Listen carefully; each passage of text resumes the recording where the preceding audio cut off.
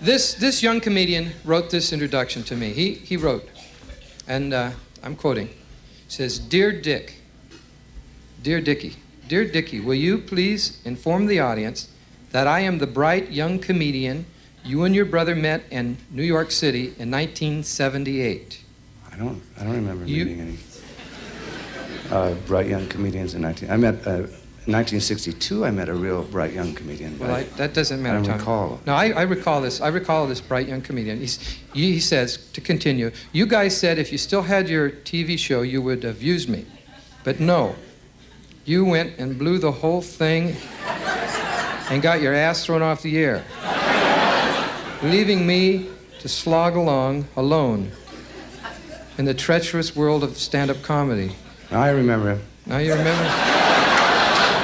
I want you to tell them you asked me on the show tonight so you could apologize in front of the whole nation. Yeah, did you really want to do? Sure. Do you feel like you should? Sure. Ladies and gentlemen, how do I say this? Okay. Ladies and gentlemen, it gives me great pleasure in apologizing for this next performance. Will you please welcome Jerry Seinfeld? All right. Jerry Seinfeld.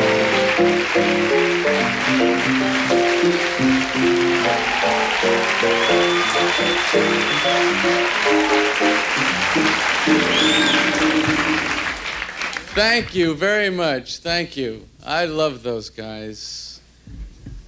Don't you? Nice to be here tonight. A pleasure to be here tonight. It's a beautiful night. I just got back to Los Angeles today. I'm pretty excited about it. Nice weather we're having. Weather never changes here that much. You notice that? It's always the same. And weather reports are always the same. They always show you the same things on the weather report because they don't really know. So they try and cover it up. They show you the maps. Highs, lows, fronts. And then my favorite part, the satellite photo. This is really helpful. A photograph of the Earth from 10,000 miles away. Can you tell if you should take a sweater or not from that shot? I gotta buy some pajamas. You know, you have to readjust a little bit. Pajamas have got to be the world's funniest clothes. Who designed them to look that way, like a little tiny suit? You notice?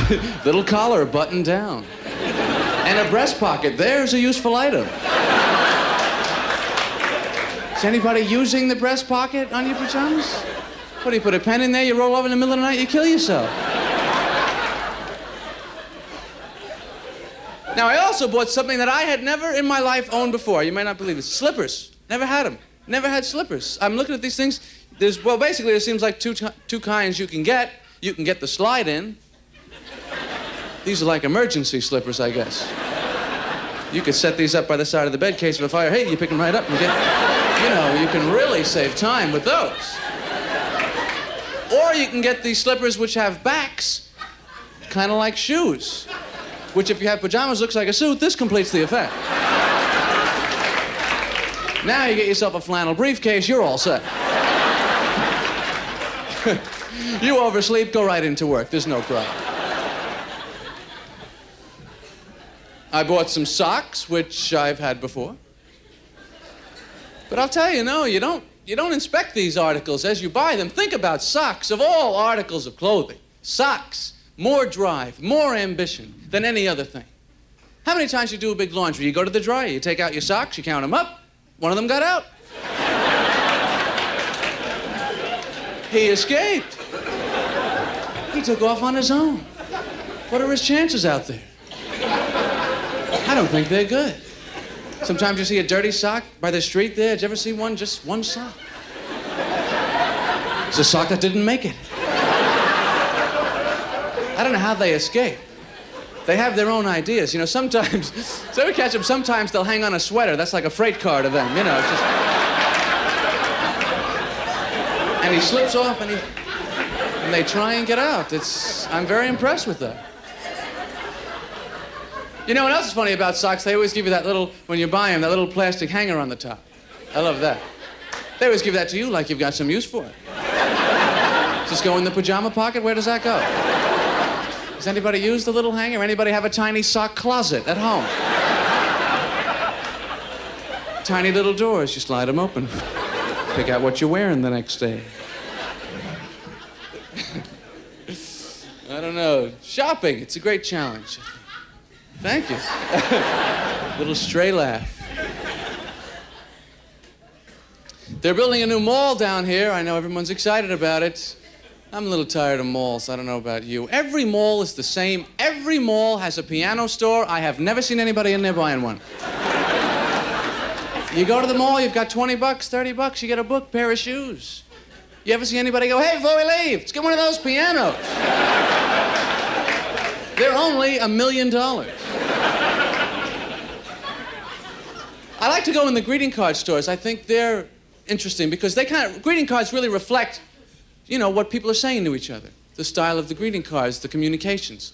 There's a section now in every greeting card store I've been in lately where they have greeting cards with no printing on the inside, though. Have you seen these? I mean, this is a comment. No words, no message, nothing.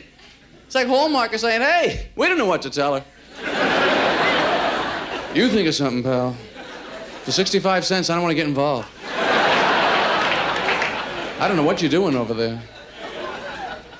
Then they have those greeting cards with the couples on the front. They photograph them, you know? These hazy focus people. They're always having picnics. There's always a tree, a pond. Who are these people? I don't know them.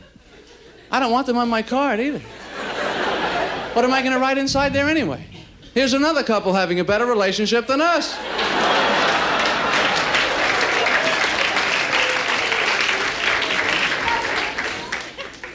So I went to the post office to get some stamps for the card. This all fits together.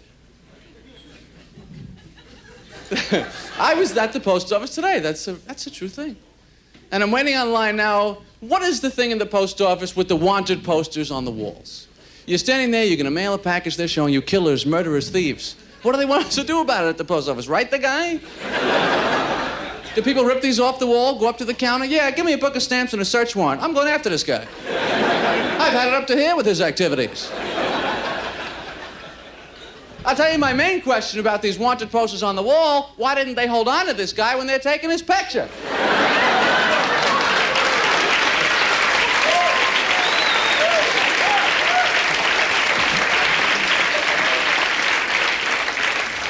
What are they bothering us for? Amazing things like that. That's what life is all about. That's what my act is all about. Amazing things. I want to go to the Guinness Museum because I love the Guinness Book of World Records. I love these amazing things, great records that people set. Some of them, not that you would want to have for yourself. You know, I mean, have you ever seen that guy who's got the record for fattest man in the world? Bob Hughes, the fattest man in the world, 1,400 pounds. Ladies and gentlemen, the man has let himself go. Come on, Bob, have a salad here, do something. I used to feel bad talking about the guy, you know what I mean? I used to think maybe I would offend somebody in the audience, but then I thought about it. You could be in the audience, you could weigh 1,000 pounds and still go, he's not talking about me. This is a man with a serious weight problem. I've got it under control. But 1,400, it's too much. Bob, wherever you are, if you're in the world, go on a diet. Take off a couple hundred pounds. But you realize 200 pounds on this guy doesn't even make a dent. And if you were a friend of his, what would you say to him? You know, you look great, Bob. What are you down to, 1,200 now? You're a rail, baby.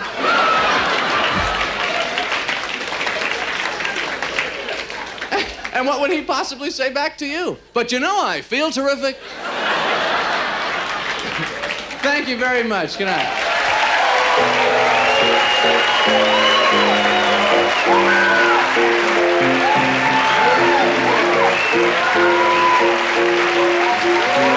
Jerry Tony Curtsy, Jerry Seinfeld.